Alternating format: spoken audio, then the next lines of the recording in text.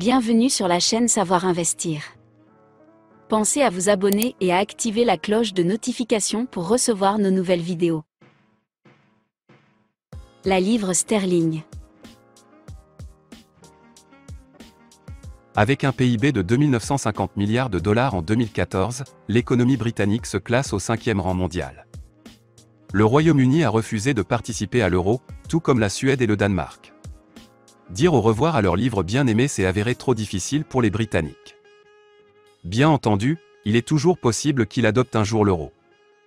Toutefois, à cause des problèmes dont souffre l'euro depuis 2009 avec la crise de la dette grecque, les Britanniques ont désormais à peu près autant d'enthousiasme pour la monnaie unique. La Banque d'Angleterre. La Banque centrale britannique ou Banque d'Angleterre est un organisme indépendant responsable de la politique monétaire du Royaume-Uni. Sa mission principale est de préserver la stabilité de la livre sterling. La Banque d'Angleterre vise à maintenir l'inflation à un taux compris entre 0,5 et 2%. GBP-USD. Le GBP-USD est une des paires de devises les plus liquides du Forex. Environ 14% des échanges sur le marché des devises concernent le GBP-USD, il s'agit donc de la deuxième paire la plus traitée après l'euro-USD. La valeur de la livre par rapport au dollar est exprimée ainsi, un livre sterling égale X dollars. Par exemple, si le cours du GBP-USD est de 1,40, cela signifie qu'il faut 1,4 $ pour acheter une livre sterling.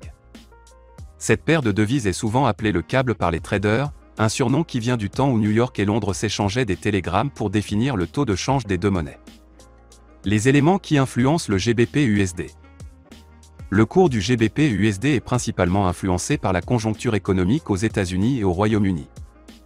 Les données économiques importantes issues de ces deux pays ont par conséquent un impact direct sur le cours de cette paire de devises.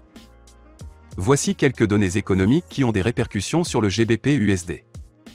La décision de la Réserve fédérale sur les taux d'intérêt, Fed. La décision de la Banque d'Angleterre sur les taux d'intérêt. Les chiffres de l'emploi britannique. Les chiffres des emplois non agricoles américains. Le produit intérieur brut britannique, PIB. Le produit intérieur brut des États-Unis. Le GBP-USD et les autres paires de devises. Il y a une corrélation positive entre l'euro-USD et le GBP-USD, et une corrélation négative entre le GBP-USD et l'USD-CHF, dollar américain, franc suisse. Le taux de change de la livre sterling en dollars évolue souvent dans une direction opposée à celle prise par le taux de change du dollar par rapport au franc suisse. Cela s'explique par le fait que les trois monnaies européennes concernées, la livre sterling, l'euro et le franc suisse, sont corrélées positivement entre elles grâce aux liens économiques étroits qu'elles entretiennent. Les spécificités du trading du GBP-USD. Comme la paire GBP-USD est une des plus volatiles du Forex, elle n'est pas la plus facile à trader. Les fluctuations du cours du GBP-USD se caractérisent par de très nombreux « false breakout », des mouvements qui n'ont pas assez d'élan pour continuer à progresser dans la même direction. Et par des fluctuations aléatoires qui peuvent coûter cher aux traders débutants. Le GBP-USD offre en revanche aux traders aguerris l'occasion de réaliser des profits rapides, d'autant plus que les prix de la paire évoluent au sein d'une fourchette relativement large. Au cours d'une même journée, le GBP-USD fluctue dans une fourchette de 150 à 200 pips. Cela signifie que vous pouvez empocher 150 pips les jours où vous avez pris de bonnes décisions, tandis que vous pouvez limiter vos pertes potentielles à 20 ou 30 pips par trade. Toutefois, déployer une stratégie de trading efficace sur le câble nécessite généralement un capital tampon conséquent, à cause du risque accru de trade stoppé par la trop grande volatilité de la paire. Encore une fois, cette paire de devises ne convient pas aux débutants. Le meilleur moment pour trader le GBP-USD se situe pendant la session européenne, quand les banques de Francfort et Londres ont toutes ouvert leurs portes. C'est pendant cette période que la paire est la plus liquide.